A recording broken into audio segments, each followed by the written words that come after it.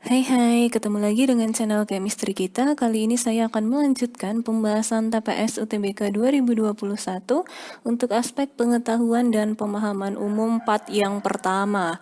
Oke, langsung saja kita akan bahas.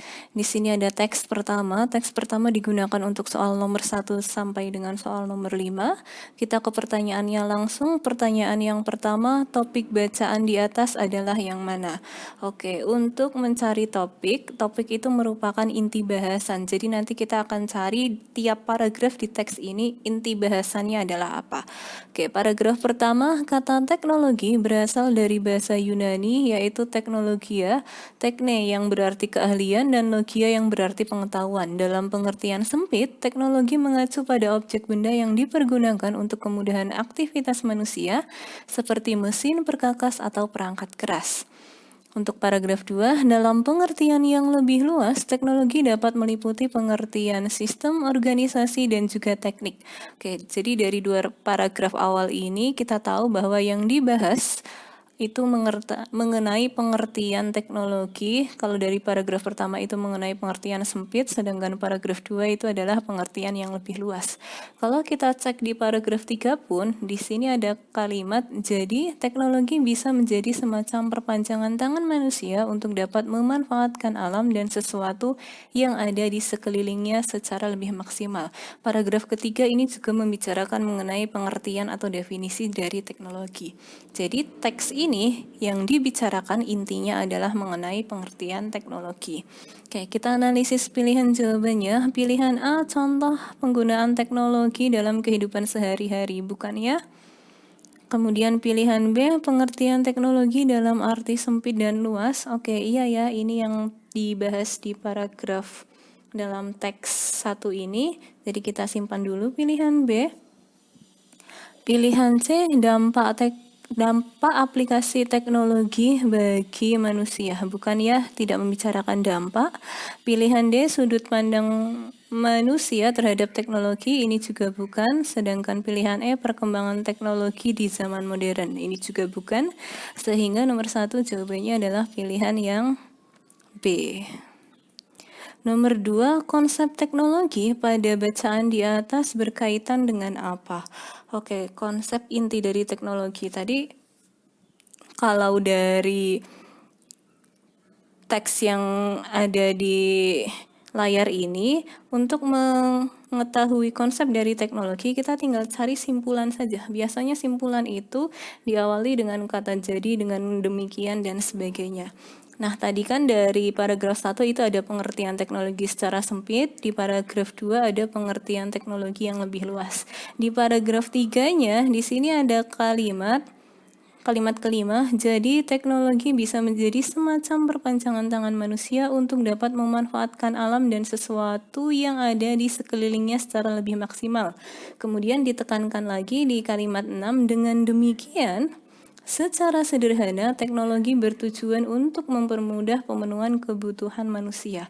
Oke, jadi inti konsep teknologi itu digunakan untuk mempermudah pemenuhan kebutuhan manusia. Kita analisis saja. Pilihan A, suatu penemuan yang baru seperti roda.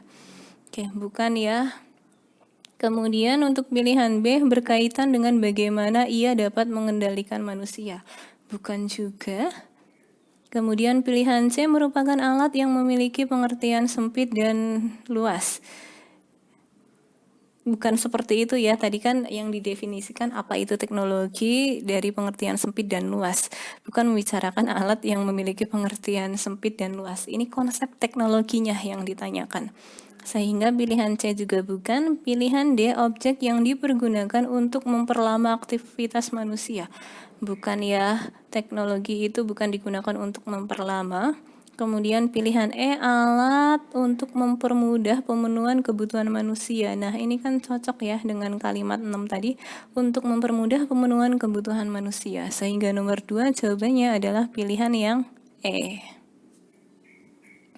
Nomor 3, yang bukan merupakan gagasan penulis dalam bacaan tersebut adalah yang mana? Pilihan A, makna teknologi. Makna itu sama saja pengertian ya. Tadi ada nih, teknologi itu dari bahasa Yunani, pengertian sempitnya apa, pengertian luasnya apa, itu sudah tercantum. Ada di kalimat 1, 2, dan 3 ya mengenai makna teknologi, berarti bukan A. Kemudian pilihan B, tujuan teknologi.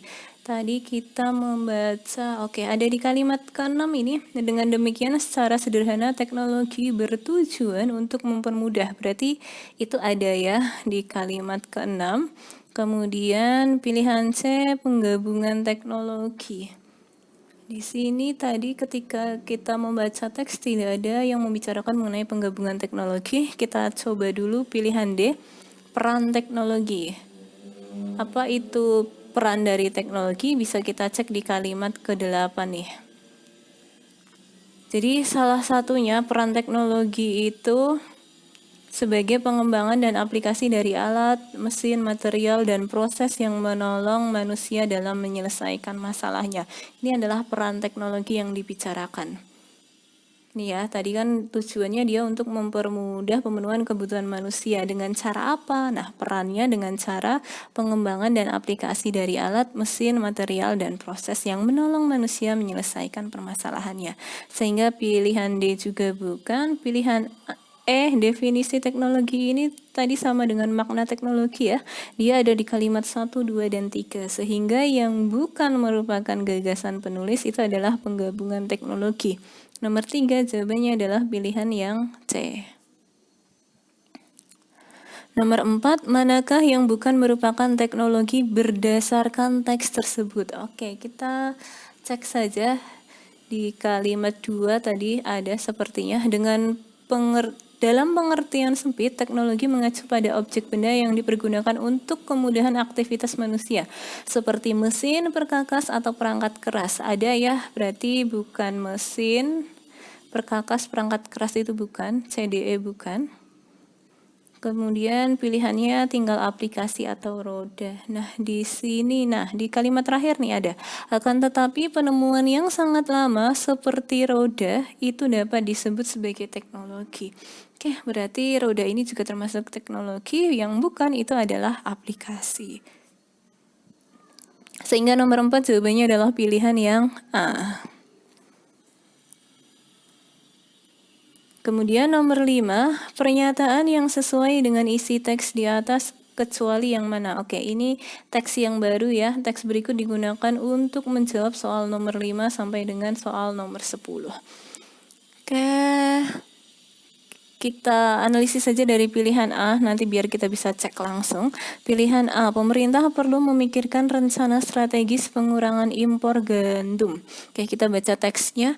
Penting kiranya mulai memikirkan rencana strategis terkait dengan pengurangan impor gandum. Entah itu impor yang berasal dari Australia, Amerika, Kanada, entah dari India. Berarti di kalimat untuk pilihan jawaban A ini ada di teks ya, di kalimat pertama, sehingga bukan. Kemudian pilihan B, impor gandum berasal dari banyak negara, termasuk Kanada dan Swedia. Tadi di kalimat 1 Kanada ada ini, tapi tidak ada Swedia ya, adanya Australia, Amerika, dan India. Sehingga ini Swedia yang membuat dia tidak sesuai dengan teks. Oke, berarti langsung saja nomor 5 jawaban yang benar adalah pilihan yang B. Nomor 6, gagasan utama teks di atas adalah yang mana? Oke, untuk menentukan gagasan utama kita harus menentukan kalimat utamanya terlebih dahulu. Jadi kalimat utama nanti akan diperjelas dengan kalimat berikutnya yang merupakan penjelasan dari kalimat utama, di mana nanti dia akan mengandung permasalahan yang dapat diuraikan lebih lanjut. Oke, kita cek baca ulang saja. Penting kiranya mulai memikirkan rencana strategis terkait dengan pengurangan impor gandum, entah itu impor yang berasal dari Australia, Amerika, Kanada, entah dari India. Rencana strategis tersebut, oke, di sini ada kata tersebut, berarti kalau ada kata tersebut kan dia sama saja memperjelas kalimat sebelumnya. Kalau kita cek juga kalimat ketiga hal itu, nah di sini ada kata hal itu, dia juga akan memperjelas kalimat kalimat sebelumnya. Dengan kata lain, kalimat utamanya berada di kalimat yang pertama. Kalimat pertama tadi, inti kalimatnya dia membicarakan mengenai pentingnya untuk memikirkan rencana strategis terkait pengurangan impor gandum. Kita tinggal analisis pilihan ya.